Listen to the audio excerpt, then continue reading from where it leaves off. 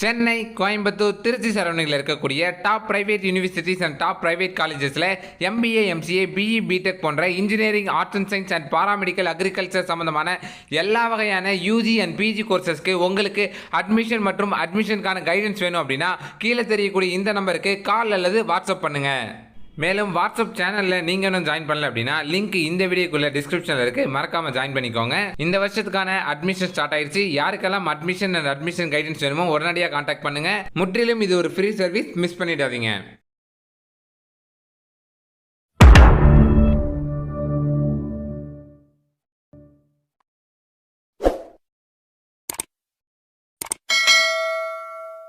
Hi guys, நான் தான் docking தமிழா cakes பேசுகிறேன். இன்றைக்கி என்ன அப்டேட் பார்க்க போகிறோம் அப்படின்னா, கவுன்சிலிங்கான ரிஜிஸ்ட்ரேஷன் போயிட்டுருக்கு எம்பிஎம்சிஏக்கு. அந்த கவுன்சிலிங்கான ரிஜிஸ்ட்ரேஷன் முடிஞ்சதுக்கப்புறம் நம்ம என்ன பண்ணணும், ஆஃப்டர் ரிஜிஸ்ட்ரேஷன் வாட் நெக்ஸ்ட் அப்படிங்கிறத தான் பார்க்க போகிறோம். அடுத்தடுத்து என்னென்ன ப்ராசஸ் எப்படியெல்லாம் நடக்கும் அப்படிங்கிறத இந்த வீடியோவில் எக்ஸ்பிளைன் பண்ண போகிறேன். நிறைய பேர் கேட்டிருந்ததால தான் இந்த வீடியோ, ஓகேவா? ஒவ்வொரு ஸ்டெப் பை ஸ்டெப் என்ன விஷயம் நடக்கும் அப்படிங்கிறத நான் உங்களுக்கு எக்ஸ்பிளைன் பண்ணுறேன். வாங்க இன்றைக்கி வீடியோக்குள்ளே போகலாம். இந்த அட்மிஷன் ப்ராசஸை பொறுத்த வரைக்கும் உங்களுக்கு கவுன்சிலிங்கான ஆன்லைன் ரிஜிஸ்ட்ரேஷன் ஃபஸ்ட் ஸ்டெப் முடிச்சிட்டோம். அதுக்கு அடுத்தது ஆன்லைன் சர்டிஃபிகேட் அப்லோட். இது 2 ஸ்டெப்பையும் நம்ம இப்போ பண்ணிகிட்ருக்கோம். இதை முடிச்சிட்டோம் அப்படின்னா அதுக்கு அடுத்தது உங்களுக்கு வெரிஃபிகேஷன் நடக்குங்க. இந்த ஆன்லைன் சர்டிஃபிகேட் வெரிஃபிகேஷன் ஆனது உங்களுக்கு ஆன்லைன்லேயே நடக்கும். அதுக்கான ஸ்டேட்டஸை நம்ம இனிமேல் செக் பண்ணுற மாதிரி இருக்கும். அந்த லாஸ்ட் டேட்டுக்கு அப்புறம் உங்களுக்கு சர்டிஃபிகேட் வெரிஃபிகேஷனுக்கான அந்த ஸ்டேட்டஸ் ஆனது அப்டேட் பண்ணுவாங்க. அந்த ஸ்டேட்டஸை நம்ம அப்பப்போ செக் பண்ணுற மாதிரி இருக்கும்.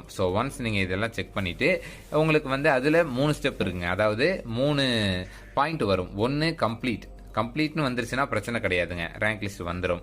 அடுத்தது இன் ப்ராக்ரஸ்ன்னு இருந்ததுன்னா நம்ம வெயிட் பண்ணணும். இப்போ தான் போயிட்டுருக்கு. அது கம்ப்ளீட்டா இல்லை இன்கம்ப்ளீட்டா அப்படிங்கிறத சொல்லுவாங்க. அடுத்தது 3வது இன்கம்ப்ளீட்னு வந்துருச்சுன்னா நம்மளோட சர்டிஃபிகேட்டில் ஏதோ மிஸ்டேக் இருக்குது, சம்திங், ஓகேவா? ஒரு அரியர் இருக்குது, இல்லை சர்டிஃபிகேட் பிளர்ராக இருக்குது, ஓகேவா? இல்லை பேக் சைடை நீங்கள் அப்லோட் பண்ணலை, இந்த மாதிரி ஏதாவது ஒரு இஷ்யூ இருக்கும். கம்யூனிட்டி சர்டிஃபிகேட் இல்லை, நேட்டிவிட்டி சர்டிஃபிகேட் இல்லை, ஸ்கோர் கார்டு இல்லை, சம்திங் எல்ஸ், ஏதாவது ஒரு மிஸ்டேக் இருக்கும். அந்த மிஸ்டேக்கை மென்ஷன் பண்ணுவாங்க. இதனால் உங்களுக்கு இன்கம்ப்ளீட்டாக இருக்குது, இதை சரி பண்ணீங்க அப்படின்னு சொல்லி. இதெல்லாம் எல்லாரும் சரி பண்ணி முடிச்சதுக்கப்புறம் ரேங்க் லிஸ்ட் விடுவாங்க, ஓகேவா? அதுதான் ரேங்க் லிஸ்ட்டு 4வது ஸ்டெப்பு. ரேங்க் லிஸ்ட் வந்ததுக்கப்புறம் உங்களுக்கு ஸ்பெஷல் ரிசர்வேஷன் கவுன்சிலிங் ஆரம்பிக்குங்க. அது யாருக்குன்னா டிஃப்ரெண்ட் டேபிள் கேண்டிடேட்ஸுக்கு மட்டும் நடக்கும். அது ஆன்லைனில் நடக்காது, அது நேரடியாக நடக்கும். கோயம்புத்தூரில் இருக்கக்கூடிய ஜிசிடி காலேஜுக்கு போகணும். அது முடிச்சதுக்கு அப்புறம் ஜென்ரல் கவுன்சிலிங் ஆரம்பிப்பாங்க. ஃபர்ஸ்ட் எம்சிஏக்கு தான் கவுன்சிலிங் நடக்கும். அது ஒரு 5-6 நாள் போகும். ஃபர்ஸ்ட் எம்சிஏ கவுன்சிலிங் அப்படின்னா ஃபஸ்ட்டு ஃபீஸ் பேமெண்ட் பண்ணணும். என்னங்க ஃபீஸ் அப்படின்னு கேட்டிங்கன்னா, கவுன்சிலிங்க்குன்னு ஒரு ஃபீஸ் நீங்கள் பே பண்ணணும். அதாவது எஸ்சி, எஸ்டி, எஸ்சிஏவாக இருந்தீங்கன்னா 1150 ரூபா பே பண்ணணும். இதுவே மற்ற கம்யூனிட்டி யாராக இருந்தாலும் 5300 ரூபா பே பண்ணணும், ஓகேவா? இது போன வருஷத்தோடது. இந்த வருஷம் ஃபீஸ் ஏறுதா இல்லையாங்கிறத நம்ம ஆன் டைமில் பார்த்துக்கலாம், ஓகேவா? இப்போதைக்கு போன வருஷம் ஃபீஸ் எவ்வளோ அப்படின்னா, எஸ்சி, எஸ்டி, எஸ்சிஏ இந்த 3 கம்யூனிட்டியை சேர்ந்தவங்களுக்கும் 1150 ரூபா, மற்ற எல்லா கம்யூனிட்டிக்கும் 5300 ரூபா. இதுதான் ஃபீஸு. இந்த ஃபீஸை நீங்கள் கவுன்சிலிங் பே பண்ண முடிச்சதுக்கப்புறம் சாய்ஸ் ஃபில்லிங் வருங்க. சாய்ஸ் ஃபில்லிங்கில் உங்களுக்கு என்னென்ன காலேஜெலாம் வேணும் அப்படிங்கிறத நீங்கள் தான் செலக்ட் பண்ணுவீங்க. எனக்கு இத்தனை காலேஜ் வேணுங்க, இதில் ஏதாவது ஒன்றில் சீட் இருந்தால் கொடுங்க அப்படின்னு சொல்லி, ஓகேவா? அந்த சாய்ஸ் ஃபில்லிங்லேயே உங்களுக்கு இன்னொரு ஸ்டெப் இருக்குது. அந்த சாய்ஸ் ஃபில்லிங்கை ஆர்டர் பண்ணணும். எனக்கு ஃபஸ்ட்டு இப்போ நான் ஒரு 20 காலேஜ் செலக்ட் பண்ணியிருக்கேன் அப்படின்னா, அந்த 20 காலேஜில் எனக்கு ஃபஸ்ட் இந்த காலேஜ், 2வது இந்த காலேஜ், 3வது இந்த காலேஜ் அப்படின்னு சொல்லி அந்த 20ஐயும் வருஷப்படுத்தணுங்க. வருஷப்படுத்தி இப்போ எப்படி ஃப்ரீ சப்ளோட் கொடுக்குறோம், அதே மாதிரி அங்கே லாக்னு ஒரு ஆப்ஷன் இருக்கும். அந்த லாக் ஆப்ஷனும் கொடுக்கணும், ஓகேவா? ஏன் அப்படின்னா, இந்த 20 காலேஜ் நீங்கள் வருஷப்படுத்தி கொடுத்தீங்கன்னா அவங்க எப்படி செக் பண்ணுவாங்கன்னா, ஃபஸ்ட்டு உங்களுக்கு காலேஜ் என்ன கொடுத்துறீங்களோ அதில் சீட் இருக்கான்னு பார்ப்பாங்க. இருந்தால் கொடுத்துருவாங்க, இல்லையா 2வது காலேஜ் அதில் இருந்தால் கொடுத்துருவாங்க, இல்லையா 3வது காலேஜ், இல்லையா 4வது காலேஜ், இல்லையா 5வது காலேஜ், இப்படியே 20 காலேஜும் பார்ப்பாங்க.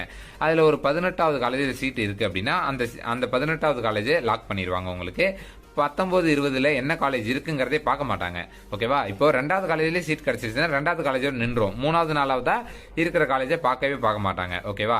அதனால அங்கே ஆர்டர் நீங்கள் பேஸ் பண்ணி கொடுக்கணும். அதனால தான் நீங்கள் ஆர்டரை பேஸ் பண்ணி கொடுங்கன்னு சொல்கிறது. எனக்கு ஃபர்ஸ்ட் இந்த காலேஜ், இது இல்லைனா தான் இந்த காலேஜ் அப்படிங்கிற ஆர்டரை அங்கே ஃபேஸ் பண்ணி கொடுக்கணுங்க.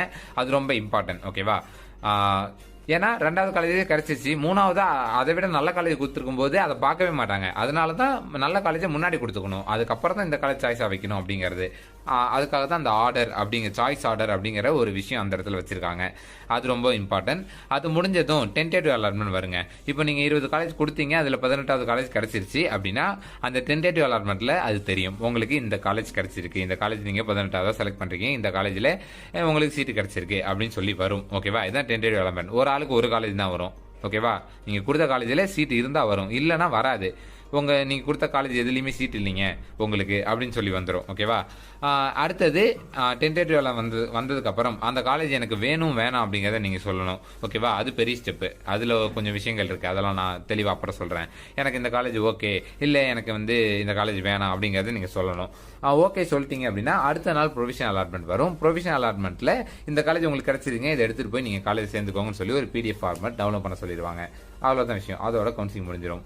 அடுத்தது அதே ப்ராசஸ் அப்படியே MBAக்கு கண்டினியூ ஆகும். ஜென்ரல் கவுன்சிலிங்கில் இப்போது ஒருத்தர் MBA MCA ரெண்டுக்குமே அப்ளை பண்ணியிருக்காரு அப்படின்னா MCA கவுன்சிலிங்க்கு ஒரு 5300, MBA கவுன்சிலிங் ஒரு 5300ன்னு 10,600 பே பண்ணணும். ஓகேவா? தனித்தனியாக ரெண்டுக்குமே தனித்தனியாக பேமெண்ட் பண்ணணும். அடுத்தது சப்ளிமெண்ட்ரி கவுன்சிலிங். இது முடிஞ்சதுக்கப்புறம் ஜென்ரல் கவுன்சிலிங் முடிஞ்சதுக்கப்புறம் சப்ளிமெண்ட்ரி கவுன்சிலிங். இது யாரெல்லாம் அட்டன் பண்ணலாம் கேட்டிங்கன்னா இது நேரில் நடக்கும். GCT காலேஜ் கோயம்புத்தூரில் அங்கே போகணும், ஆன்லைன் கிடையாது. ஓகேவா? யாரெல்லாம் அட்டன் பண்ணலாம் பார்த்தீங்கன்னா இப்போ 20 காலேஜ் ஒருத்தன் செலக்ட் பண்ணான் இல்லையா, அவனுக்கு காலேஜே கிடைக்கல பார்த்தியா, அப்படி கிடைக்காம இருக்குது அப்படின்னா அவன் இந்த சப்ளிமெண்ட்ரி கவுன்சிலிங்கில் கலந்துக்கலாம். அடுத்தது இந்த கவுன்சிலிங்க்கு அப்ளை பண்ணாமல் விட்டுருப்பாங்க கொஞ்சம் பேர், டான்சர்ட்லாம் எழுதியிருப்பாங்க ஆனால் அப்ளை பண்ண மறந்துருப்பாங்க.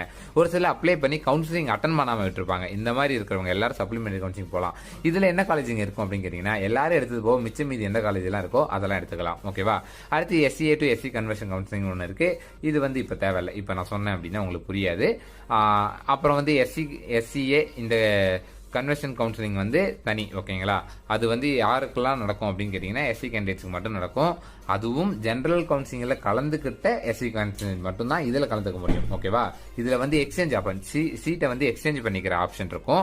அதனால ஜென்ரல் கவுன்சிலிங் நீங்கள் கண்டிப்பாக கலந்துக்கணும். அதில் கலந்துக்கிட்டு சீட்டு கன்ஃபார்ம் பண்ணியிருந்தால் மட்டும்தான் இந்த கவுன்சிலிங்கில் நீங்கள் கலந்துக்க முடியும். ஓகேவா? அதனால நமக்கு தனியாக நடக்குது அப்படின்லாம் நினச்சிடாதீங்க. உங்களுக்கும் ஜென்ரல் கவுன்சிலிங்கில் கலந்துக்கிட்டு அதில் சீட் கன்ஃபார்ம் ஆனால் மட்டும்தான் நீங்கள் இந்த கவுன்சிலிங்கில் கலந்துக்க முடியும். அதை பற்றி நான் உங்களுக்கு தனியாக வீடியோ தரும்போது புரியும். ஓகேங்களா? இதுதான் மொத்தம். அதோட கவுன்சிலிங் முடிஞ்சிருது. இதுதான் இதுக்கு அடுத்து இருக்கக்கூடிய ஸ்டெப்ஸு. இதை தாண்டி வேறு எதுவுமே நடக்காது. ஓகேங்களா? ஸோ இதில் இருக்கக்கூடிய ஒவ்வொரு ஸ்டெப்பும் ஒவ்வொரு தேதியில் நடக்குங்க. ஸோ அதுக்கான தேதியெலாம் என்ன அப்படின்னு தெரியணும்னா டென்டேட்டிவ் ஷெடியூல் அப்படிங்கிற அந்த வீடியோ போட்டிருக்கோம், அதை பாருங்கள். அதில் தேதி கொடுத்துருக்காங்க. அந்தந்த தேதியில் 90% அந்த தேதியில் தான் நடக்கும் அப்படின்னு சொல்லியிருக்காங்க. ஒருவேளை ஒரு சில தேதிகள் மாறினா அப்போ அப்டேட் பண்ணுவோம். ஓகேவா? ஏன்னா இது டென்டேட்டிவ் ஷெடியூல் அப்படிங்கிறதால இது கன்ஃபர்மேஷன் ஷெடியூல் கிடையாது, டென்டேட்டிவ் ஷெடியூல். ஸோ மேக்ஸிமம் அந்த தேதியில் நடக்கிறதுக்கான சாத்தியக்கூறுகள் நிறையவே இருக்குது. ஏன்னா இந்த வருஷம் எல்லாமே சொன்ன தேதியில் பண்ணிக்கிட்டு இருக்காங்க அப்படிங்கிறதால. ஸோ கரெக்டாக சொன்ன மாதிரி ரிசல்ட்டும் கரெக்டாக வந்தது. அதே போல் அப்ளிகேஷனும் இந்த டைமில் ஓப்பன் பண்ணுவாங்க அப்படின்னு நினச்சோம், ஓப்பன் பண்ணிட்டாங்க. 1ஆம் தேதியிலே நீங்கள் பண்ணிக்கோங்க அப்படிங்கிறது சொல்லிட்டாங்க.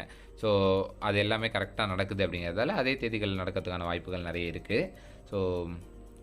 ஸோ இது வரைக்கும் நம்மளோட சேனலை சப்ஸ்கிரைப் பண்ணல அப்படின்னா மறக்காமல் சப்ஸ்கிரைப் பண்ணிக்கோங்க. அப்போ தான் தரக்கூடிய கவுன்சிலிங் சம்மந்தமான எல்லா அப்டேட்ஸும் உங்களுக்கு அடுத்தடுத்து நோட்டிஃபிகேஷன்ஸாக வந்துக்கிட்டே இருக்கும்.